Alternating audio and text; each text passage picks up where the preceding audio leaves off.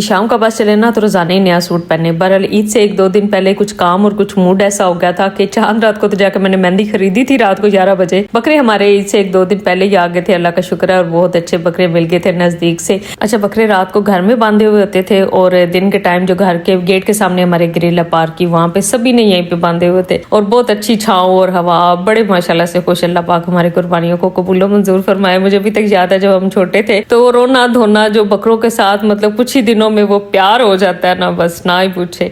और मुझे अभी तक याद है शाम हमने कुर्बानी की, जो ये रोया। अब अभी भी वैसे घर में जिनके बच्चे हैं वो यही सिस्टम होगा। मैं ये देखे सामने बच्ची आई हुई और ये जिस तरह अपने बच्चे सारे अपने बकरों को लेके हमारी सोसाइटी में खेल रहे ना, मैंने कहा सबके घर का ईद वाले दिन यही हाल होना है। और मेरा भी 2-3 दिन, बस आपको पता है 2 साल जो है मैं हज पे थी, तो 2-3 दिन जो थे ना ये मैदान अरफात का दिन और मिना में जब हाजी गए, मेरा 2-3 दिन बस मूड ऐसा कि मैं बस वो लगा के बैठी रही और सबके जो व्लॉग्स जो हज करने गए थे उनकी देखती रही।